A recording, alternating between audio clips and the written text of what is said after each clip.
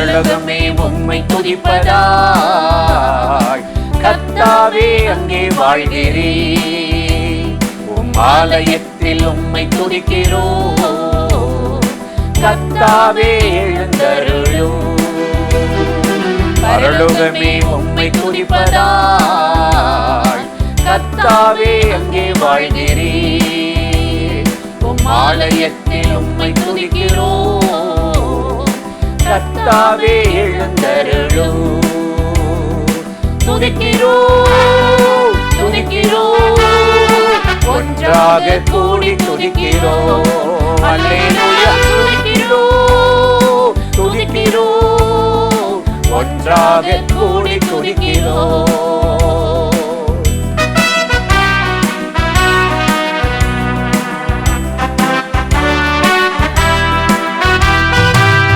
உந்தன் நாமம் உயர்த்தும் இடத்தில் அங்கே வாசம் செய்தீர். உந்தன் நாமம் உயர்த்தும் இடத்தில் அங்கே வாசம் செய்தீர். துதிக்கிறோம் துதிக்கிறோம், ஒன்றாக கூடி துதிக்கிறோம். அல்லேலூயா துதிக்கிறோம் துதிக்கிறோம், ஒன்றாக கூடி துதிக்கிறோம்.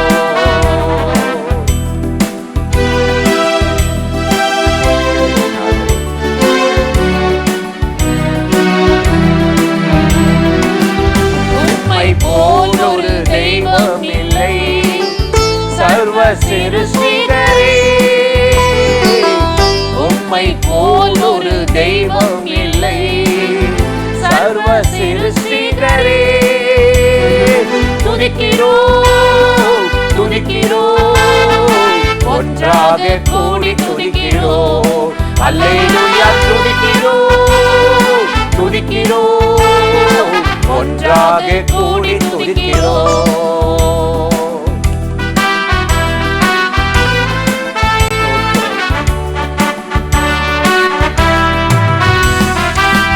துதியும் கணமும் மகிமை எல்லாம் உமக்கே செலுத்துகிறோம்.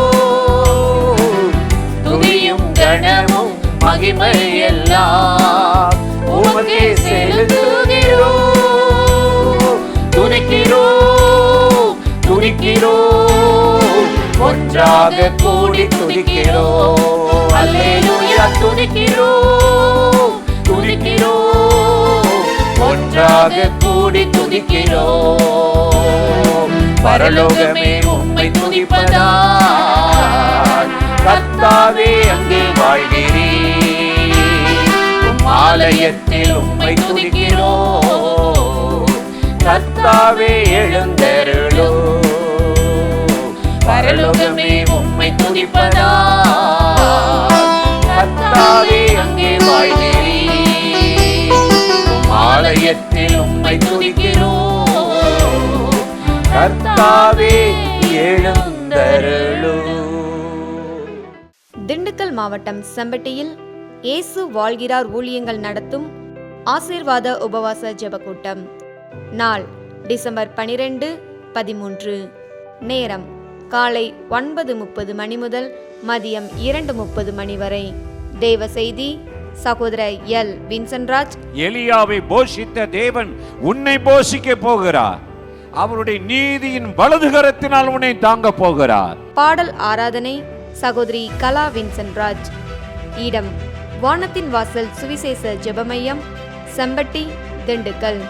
தேவ பிள்ளைகளே, இந்த உபவாச ஜெபத்தில் கலந்து கொண்டு தேவ ஆசீர்வாதத்தையும் சமாதானத்தையும் பெற்று செல்ல உங்கள் யாவரையும் அன்போடு அழைக்கிறோம். மேலும் விவரங்களுக்கு கீழே உள்ள தொலைபேசி எண்ணை தொடர்பு கொள்ளுங்கள். பிரியமானவர்களே, ஆண்டவராகிய இயேசுவின் நாமத்தினாலே இயேசுவை தினம் பார்ப்போம் என்ற இந்த நிகழ்ச்சியின் மூலமாக உங்களை சந்திப்பதில் மிகுந்த மகிழ்ச்சி அடைகிறேன். கர்த்தர் நல்லவர், கிருபையும் இரக்கமும் நிறைந்தவர். நாம் மறந்தாலும் அவர் மறக்க மாட்டார். நாம் ஜெபிக்க தவறினாலும் அவர் நம்முடைய பிரசனத்தை நமக்கு அனுப்ப மறக்க மாட்டார்.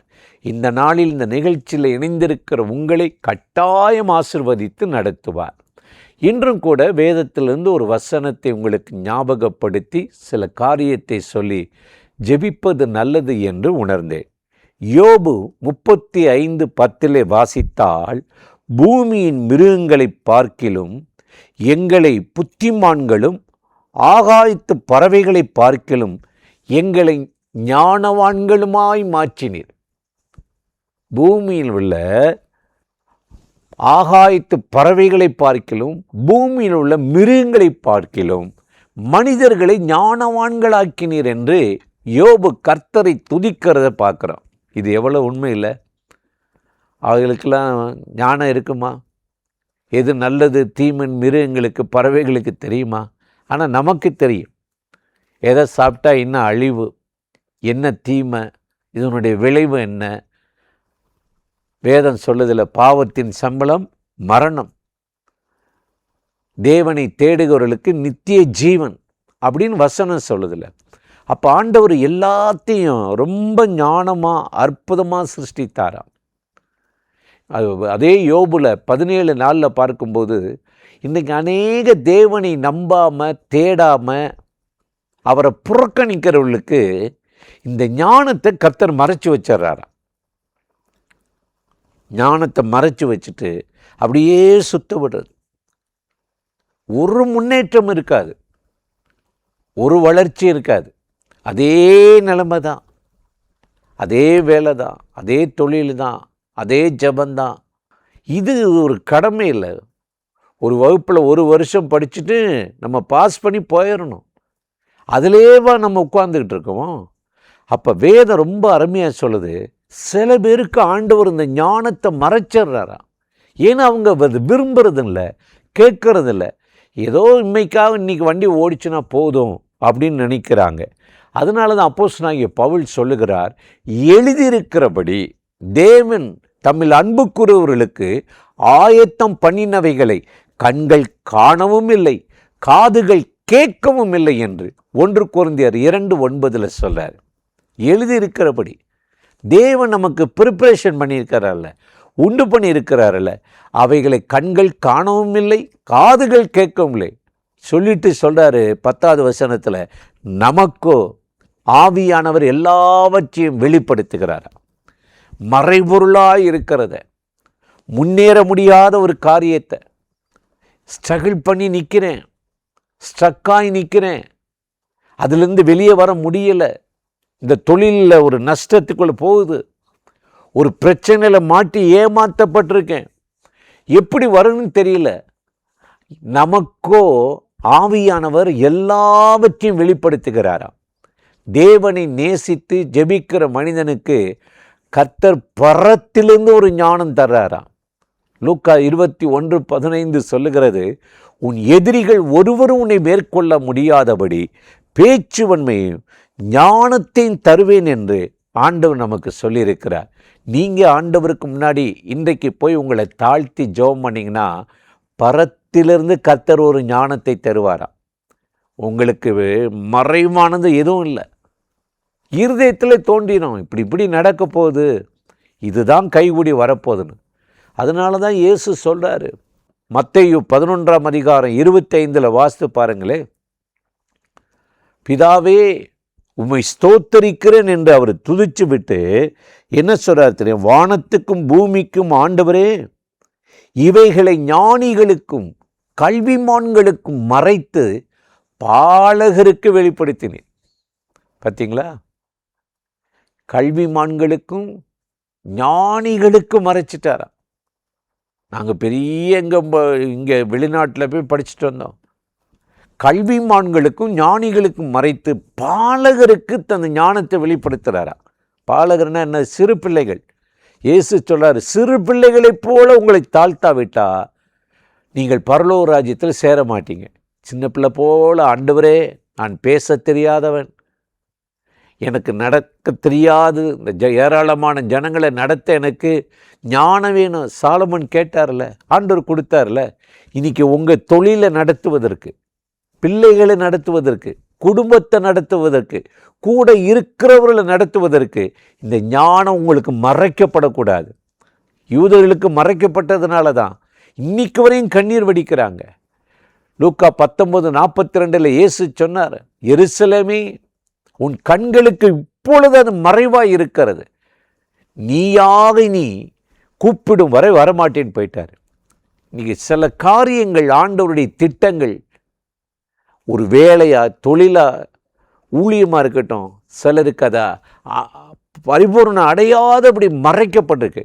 இந்த ஜெபம் பண்ணீங்கன்னா ஆண்டவர் கிருபையின் வாசலை திறந்து இந்த நாளில் உங்களுக்கு ஒரு ஜெயத்தை தந்து அற்புதமாக நடத்த போகிறார். நீங்கள் எங்கேயும் முன்னேற முடியாமல் அப்படியே நிற்க போகிறதில்ல. பலத்தின் மேல் பலனடைந்து நீங்கள் மேன்மை அடைவீர்கள்.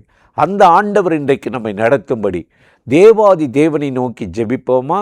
அன்பும் இரக்கமும் கிருபையும் நிறைந்த நல்ல ஆண்டவரே, இந்த ஆசீர்வதிக்கப்பட்ட நாளுக்காக, நேரத்துக்காக, கிருபை இரக்கங்களுக்காக உமக்கு நன்றி செலுத்துகிறோம்.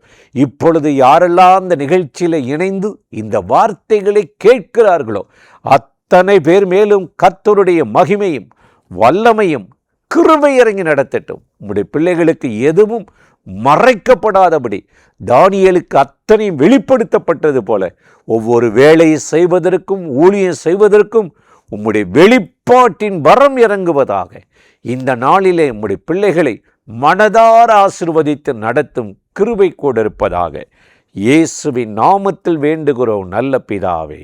ஆமேன், ஆமேன்.